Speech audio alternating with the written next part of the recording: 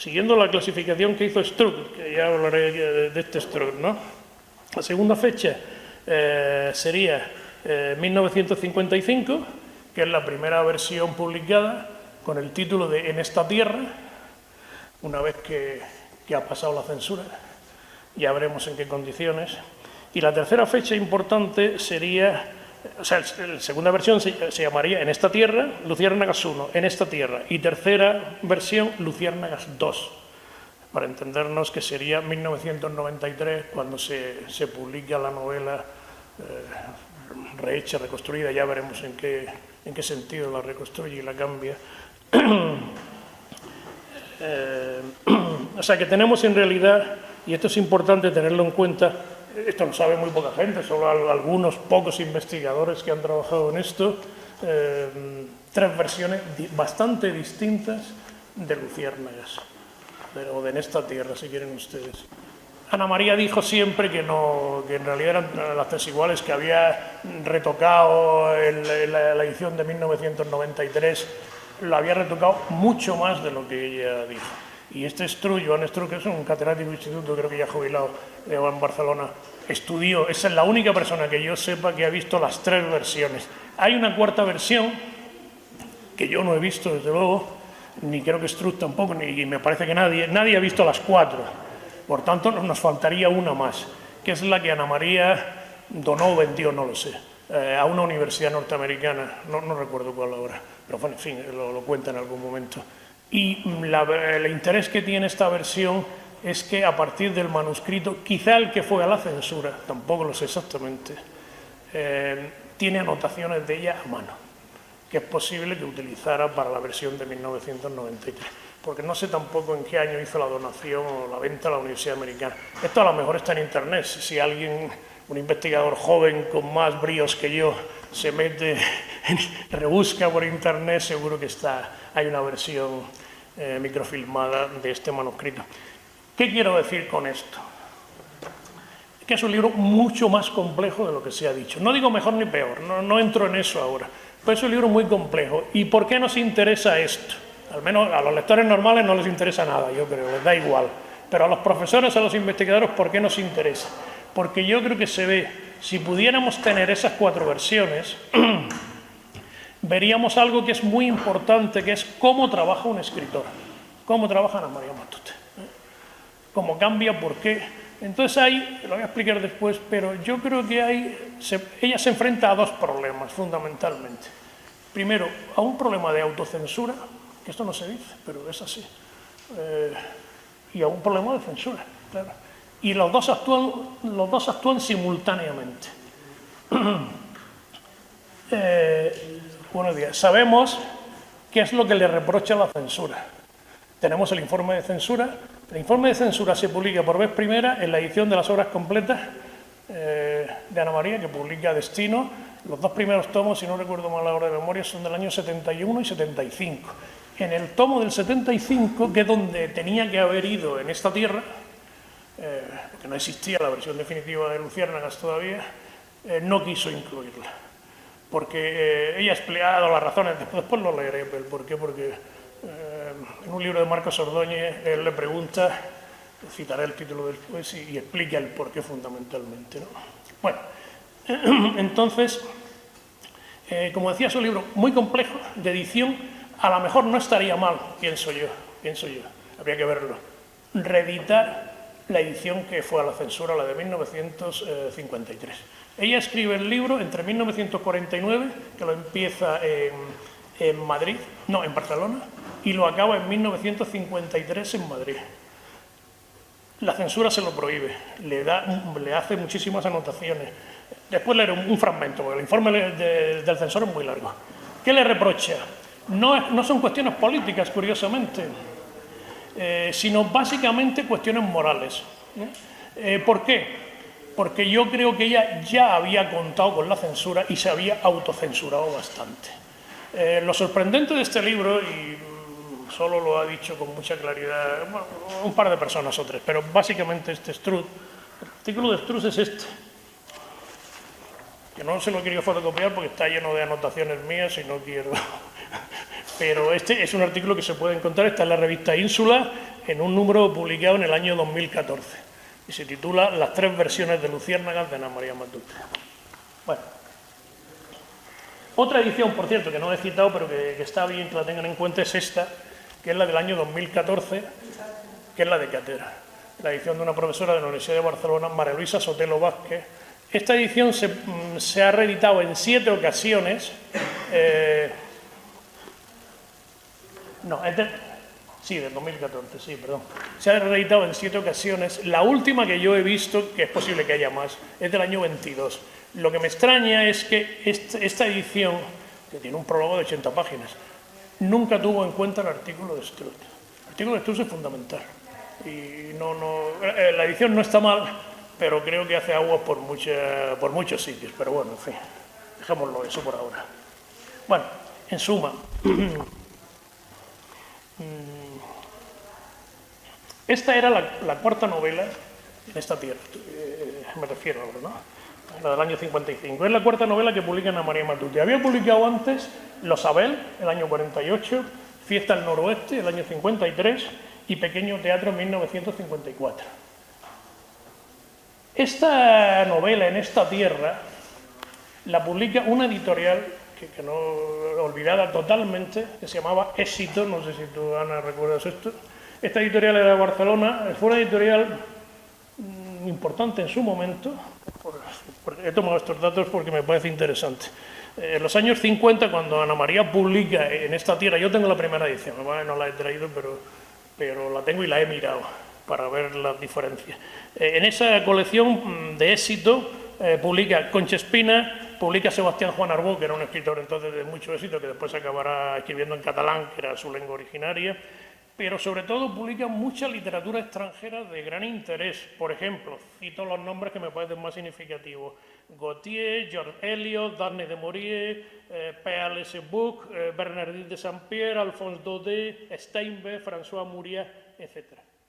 Esta editorial la acabó comprando Océano, el grupo Océano, y sigue existiendo, pero ya no tiene nada que ver con lo que fue esa editorial. Bueno, por tanto, este libro en realidad lo tenía que haber publicado Planeta. Eso, en fin, en esos pequeños datos que vas buscando y rehaciendo la historia de la edición, yo creo que son muy interesantes, insisto, para el lector de a pie no, pero para nosotros sí, porque ves un poco cómo eran los movimientos editoriales del momento. Después daré más datos sobre esto. Recuérdese además que las dos novelas siguientes son nada menos que Los hijos muertos, del año 58. Los hijos muertos gana, como hemos dicho aquí en los días anteriores, gana el premio de la crítica y el premio nacional de narrativa. Son quizás dos de los premios más importantes no comerciales que se concedían en España en ese momento. Y el año 60 publica Primera memoria, con la que gana el premio Nadal. Ana María Matute se había presentado al premio Nadal en 3 ocasiones y no lo gana hasta la tercera. ¿Qué significa esto y por qué lo digo? Para que vean la importancia que tenía el premio Nadal entonces para los escritores jóvenes, para los escritores que... El premio Nadal representaba entonces la consagración absoluta. Lo ganó Ferlosio, lo ganó Carmen Martín Gaite, lo ganó Delibes, bueno, etc., ¿no? Lo curioso de esta novela, hilando con la publicación de Los hijos muertos del año 58, de En esta tierra, sigo con esta tierra, es que aparecen varias referencias a esa idea que será fundamental de los hijos muertos. Ese sintagma aparece ya en la novela anterior. Hay resonancias posteriores de ese sintagma. Bueno, vuelvo ahora a la vida privada, que es muy importante, de Ana María Matute. En el año 52 se casa con Ramón Eugenio Goicoechea. Ramón Eugenio Goicoechea, que lo hemos recordado como el malo, porque ella habló mucho de esto, el maltrato que le dio, era un sablista profesional, ¿no? Pero era en esos momentos, y alguna vez quizá alguien tendría que contarlo bien, que no se ha hecho, era un escritor que parecía que iba a ser el gran escritor español. O sea, las expectativas que este hombre generó, no se sabe muy bien por qué, porque yo me he comprado sus libros, he ido encontrando y leyéndolos, y no me parece que fueran gran cosa. Estaban en años luz de los de Ana María Matute, y sin embargo él se supo vender tan bien en esa época que todo el mundo pensaba que iba a ser como el gran escritor español de las próximas décadas. Bueno, quedó en nada. Se separan 10 años después, el año 62, y este señor, apelando a las leyes franquistas, se queda con el hijo nació en el año 54, Juan Pablo, que vive todavía. Ana María contó que solo lo podía ver un día a la semana, y gracias a la amabilidad de sus suegros, que eran quienes educaron al hijo, porque el marido no se ocupó nunca de este Juan Pablo, pudo tener más trato con él hasta que consiguió recuperarlo unos años después. Lo interesante también para la historia de la literatura y de las personalidades literarias de esos años es que quien la acogió en ese momento de desamparo absoluto, de miseria económica, es Cela.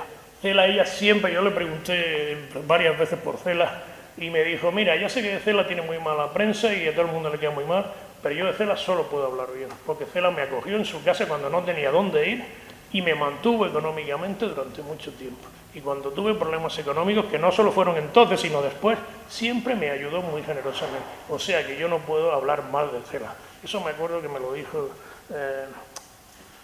Ana María, ¿no?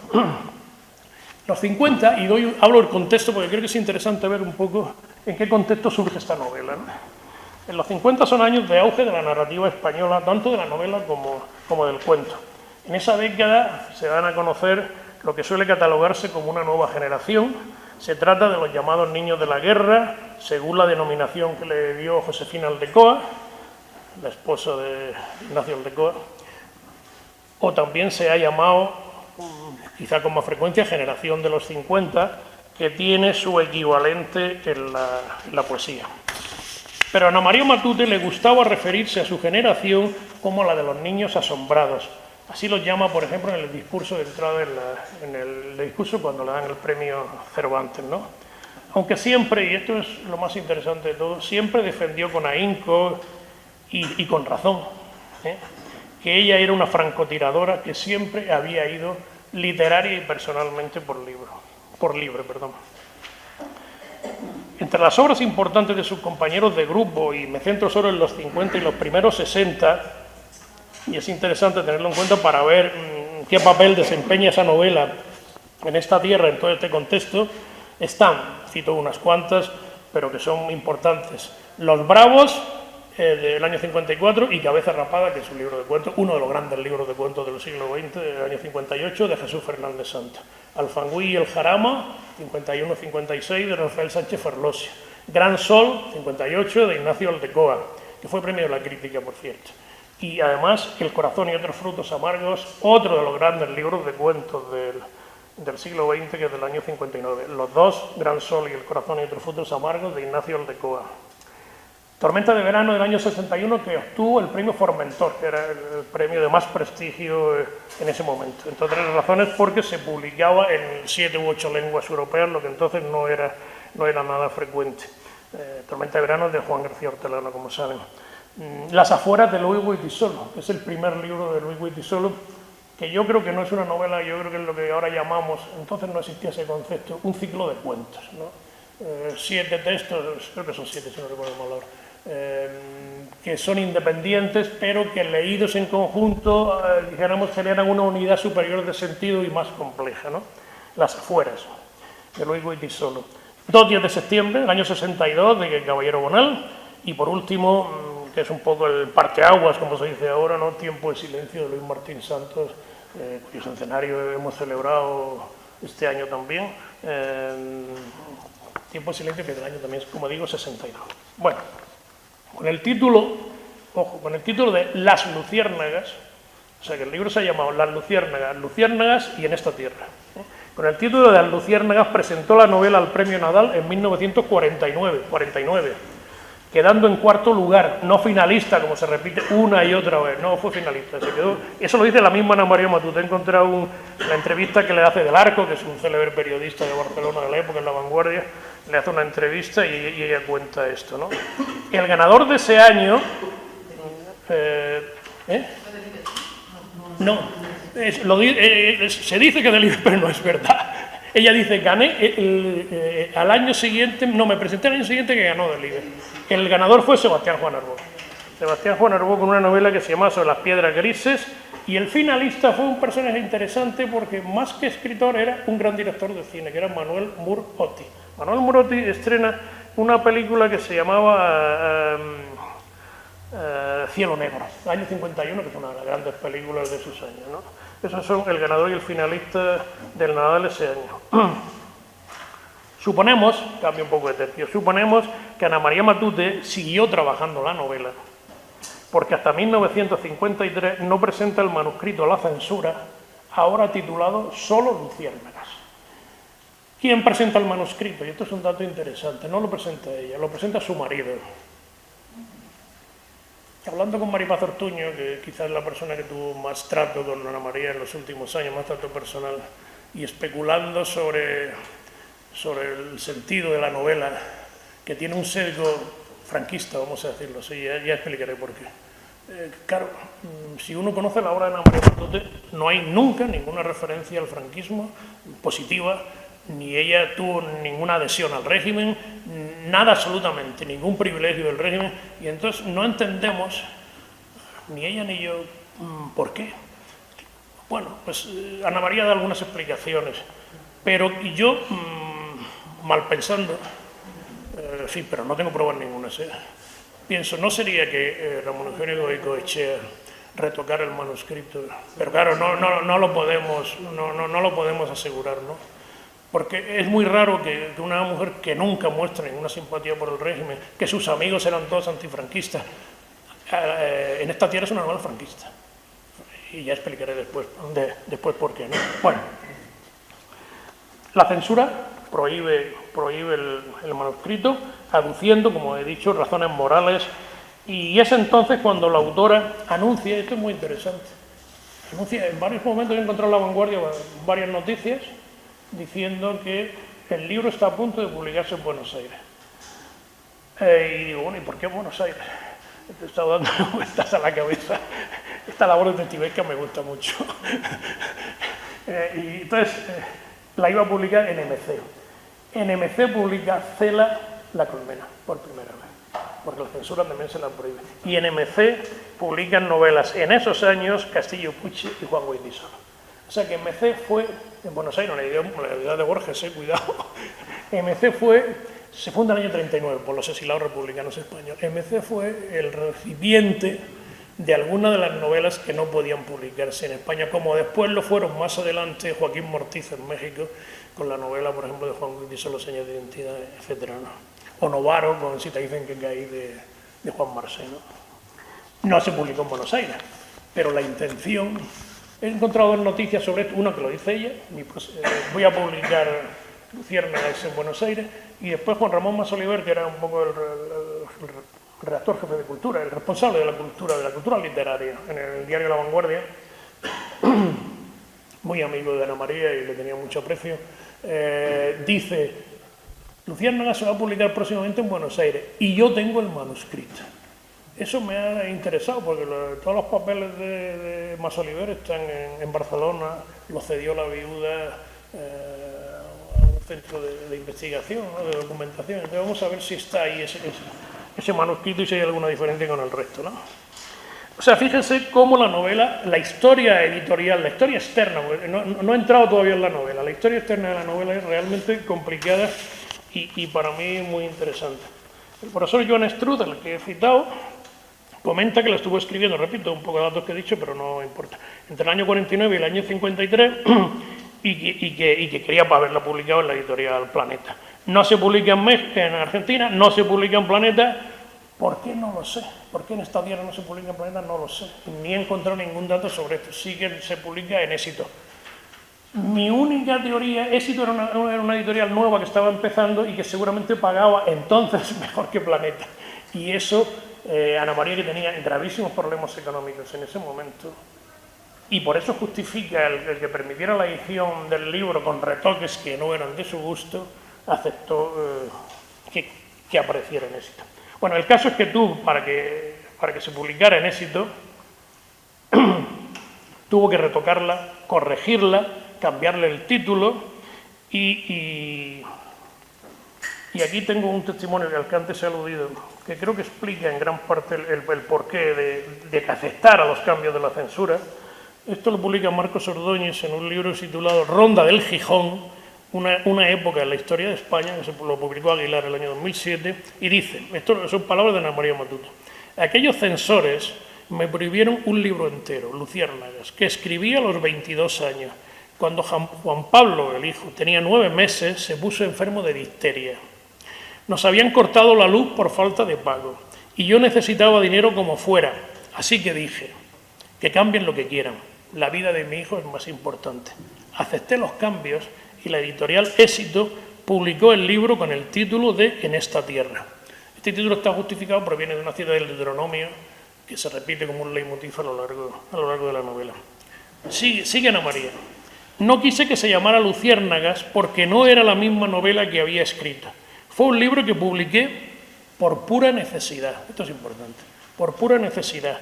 1000 años después, en el 93, pude publicar el original con su título de entonces. No publica el original. Está totalmente retocado, como han demostrado Struy y otros investigadores. Pero bueno, en fin, eso es lo que dice Ana María. A ver, ¿por dónde iba? Para Matute se lo confiesa a una escritora y periodista catalana llamada Yolanda Bataller en el año 2000 ya. La publicación del libro, siguiendo las recomendaciones de la censura, resultó ser una claudicación. Esto es importante, que solo aceptó debido a su mala situación económica agravada por la difteria que padecía su hijo. Sea como fuere, ella nunca quiso reeditarla, ni siquiera la incluyó en la obra completa, esto ya lo he dicho, no lo repito más, y en el segundo volumen explica las razones por las que no quiso reeditar el libro.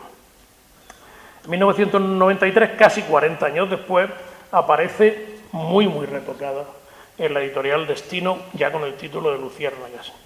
Hay 2 ediciones más, una ya la he citado, no lo voy a repetir, que es la de Cátedra, pero hay otra edición que a mí me ha llamado la atención, no por la edición en sí, ni por el contenido de la edición, sino por el prólogo, en una editorial que se llama Backleaks, que no sé ni lo que es, ¿qué es Backleaks? No sé la verdad lo que es Backleaks. Bueno, el año 2010 publiqué esta edición. Lo que me interesa de esa edición es el prólogo que hace Esther Tusker, porque Esther Tusker fue una de sus grandes amigas y una de sus mayores protectoras. Le ayudó mucho económicamente también en los años que padeció penurias económicas. En la edición de Cátedra se señala, solo se hace referencia a una de las reseñas que tuvo el libro en el año, cuando apareció la primera versión, ¿no? En el año 53. La reseña de Antonio Vilanova. Antonio Vilanova es un poco el maestro de Sotelo y de su hermano Adolfo Sotelo, que han sido catedráticos en la Universidad de Barcelona. El libro tuvo muchas más reseñas, muchas más, como es, y algunas de ellas fueron de personajes muy influyentes y muy importantes en el campo de la crítica y del periodismo cultural. Por ejemplo, yo he encontrado 3 más, hay más, pero 3 muy significativas, que son una de Manuel Fernández Almagro. Manuel Fernández Almagro era el crítico de La Vanguardia en ese momento. Juan Ramón Masoliver, que era el periodista estrella cultural de La Vanguardia también. Y por último, Damaso Santos, que era un periodista que trabajó en diversos medios, pero también fue muy importante. Solo voy a comentar una de ellas, para no alargar demasiado la cosa, porque es interesante ver cómo se recibe la novela. Cuando dirijo una tesis o tesinas, o lo que sea, FM que se llaman ahora, ¿no? Y una cosa que les insisto mucho a los estudiantes cuando trabajan en un libro concreto es que miren cómo fue recibido, cuando es un libro antiguo sobre todo. ¿Cómo se recibió en Trevisillo? ¿Qué se dijo en Trevisillo en el momento que apareció? Eso es muy interesante, y normalmente no se hace. Bueno, dice Damaso Santos. Se trata de una novela, no he entendido muy bien qué llama él novela, pero bueno, en fin. Se trata de una novela, apuntando, como en todas las grandes novelas, por un lado al folletín romántico. Esto está bien visto, porque efectivamente tiene elementos folletinescos en la novela, como también Los hijos muertos. Ya expliqué ayer lo que significaba eso, ayer por la tarde, en el conjunto de las novelas de Ana María, ¿no? Por un lado, el folletín romántico, y por otro, la lírica elegía. Quizá, dice, hablando de Luciérnagas, la novela más emocionalmente intensa que se ha escrito sobre nuestra guerra civil. Es posible, bueno, menos hasta ese momento, ¿no? Después han escrito muchísimas novelas. Ahora acaba de salir un volumen así en la editorial Renacimiento sobre la literatura y la guerra civil, coordinado por Joan Oleza, un célebre catedrático de Valencia. Muy buen libro, muy interesante. Y sigo con Damaso Santos, un poquito más. porque no solo quiero citar unas líneas. Romance de frontera, así titula la reseña. Romance de frontera, revelador encuentro y desencuentro, convivencia expuesta a palo seco de dos mundos, dos culturas e inculturas, ricos y pobres, con ruptura abrupta de un promisorio idilio en el justo momento de la liberación, fijaros el lenguaje de la época. Dámaso Santos fue falangista en su origen, después evolucionó y se convirtió en un hombre demócrata y tal, pero en su origen era un personaje falangista. Promisorio idilio en el justo momento de la liberación para unos, la derrota y el exilio para otros. La conferencia de ayer de Paloma Díaz Mas, estupenda en mi opinión, me evita entrar en la descripción del argumento de Luciérnaga porque ya lo explicó perfectamente, con todo tipo de detalles, pero bueno, tendré que referirme en algunos de sus aspectos, ¿no? Pero no voy, me salto esa parte, ¿no? Sí que quiero leer una parte, unas líneas también del informe del censor. Unas líneas para que se hagan una idea, las ideas que tenían los censores sobre la literatura, a veces no eran tan idiotas como a veces decimos, no eran, había de todo. Lo peor es que te tocara un cura, porque el cura a la literatura le importaba un pito, lo único que quería era cuestiones morales, ¿no? Pues decir sobaco era una cosa horrorosa y entonces ya la novela se iba a la puñeta porque había palabras que no se podían decir, ¿no? Si te tocaba uno civil, era más fácil que fueran tolerantes. Bueno, dice el informe del censor, anónimo, por cierto. No siempre son anónimos, pero este era anónimo. Novela de gran valor literario del género realista o más bien tremendista. Está bien visto porque efectivamente el tremendismo el que proviene de Cela, tiene mucho peso, no en esta novela, sino en otras también de Ana María Matute de estos años. Claro, ella no llega a los excesos de Cela del Pascual Duarte, que quizás sea el modelo por excelencia de literatura tremendista, pero sí que se vale de esa estética para contar algunos episodios, ¿no? Y dice, y esto es lo que más le molesta al censor, demoledora de la fe y la esperanza humana. Cuando cuente cómo acaba en esta tierra, no acaba de manera pesimista, al contrario. Acaba de manera pesimista la versión final, la del 93, pero no la primera. Bueno, sigo con el informe. El tema palpitante de la juventud, casi adolescencia, en los duros años de nuestro movimiento, con la acción localizada en Barcelona, en una Barcelona, lo digo yo esto, que era la retaguardia, no era el frente. O sea, que esto es interesante. Hay novelas de la guerra. Ana María nunca trata la guerra en muchas de sus novelas, pero siempre en la retaguardia. En los años duros de nuestro movimiento, con la acción localizada en Barcelona, es tratado aquí con tal amargura y decepción, con tal carencia de espíritu religioso, esto insisto es lo que le preocupa sobre todo al censor, y humano, que el lector se siente horrorizado de ver cómo se destruyen los valores morales esenciales. Y no sigo, es mucho más largo el informe, pero yo creo que con esto nos podemos hacer una idea.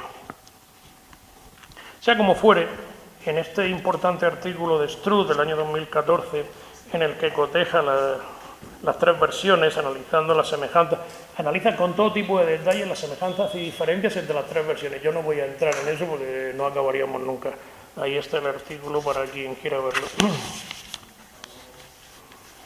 Lo que Struth concluye, es a lo que voy, lo que Struth concluye es que entre el manuscrito que presenta la censura en 1953 y la versión que se publica en 1993 existen, cito textualmente, importantes diferencias, sobre todo en el desenlace. Pero si además tenemos en cuenta en esta tierra, 55, la conclusión es que hay tres versiones distintas de la misma novela. Si nos centramos en el final, que es lo fundamental, los tres finales son distintos. Tal y como pone de manifiesto Struth, dice Luciérnagas 1, la que va a la censura, que no se ha publicado nunca. Luciérnagas 1, cito textualmente, acaba siendo Cristián. Cristián es el coprotagonista en cierto sentido, sobre todo en la segunda parte de la novela, porque es el enamorado de Sol, de Soledad, del personaje principal, y es el chico que la deja embarazada.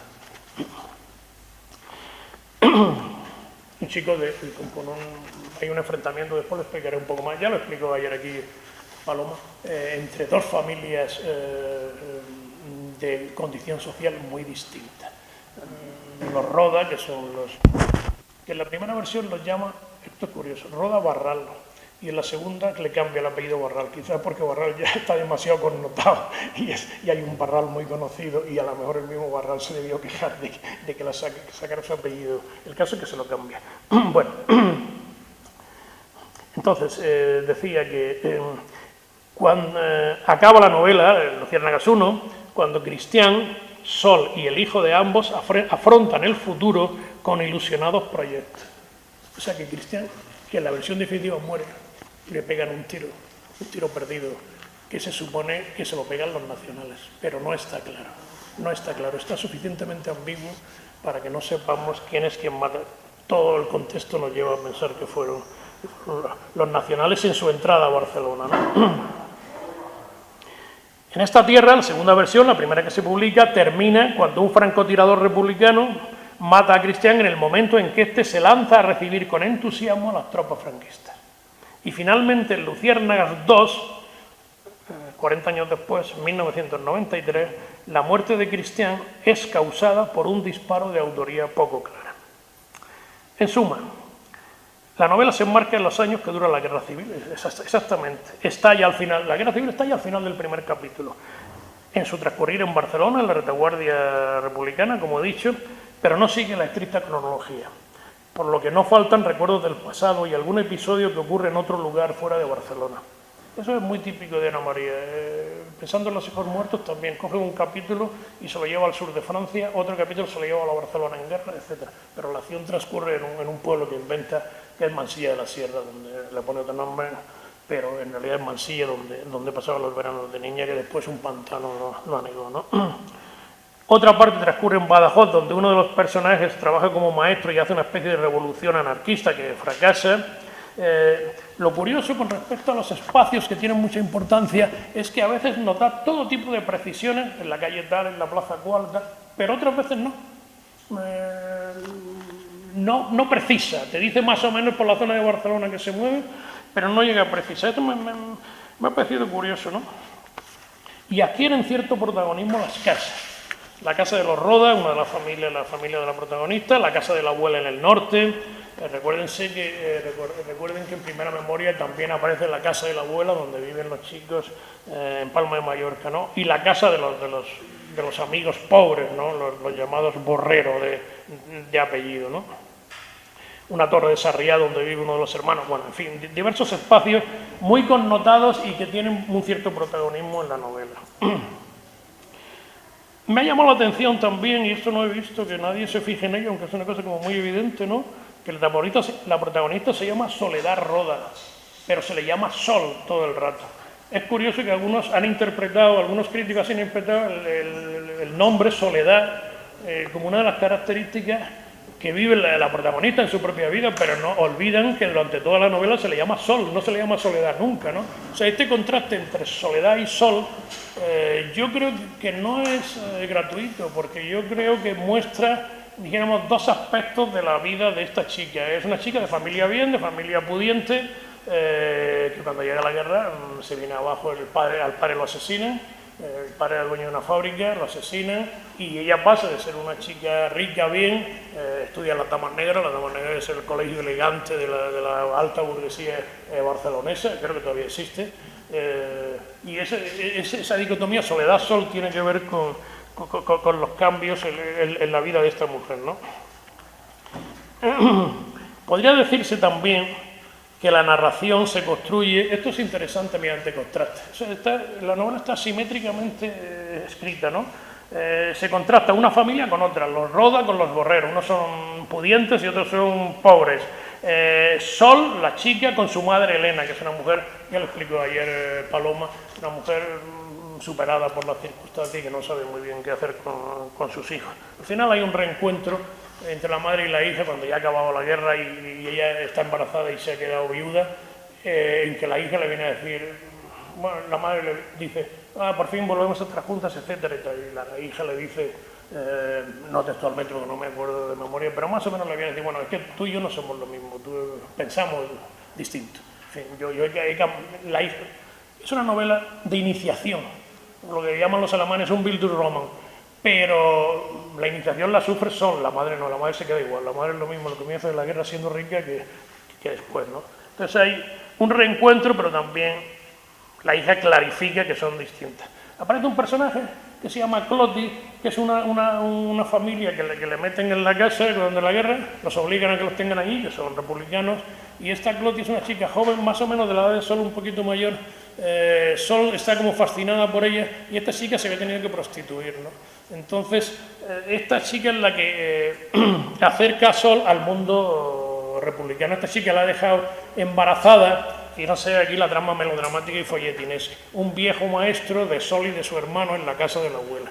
Este maestro se hace un anarquista radical y abusa de esta Cloti, que es republicana como él, la deja embarazada y no quiere saber nada del hijo, ¿no?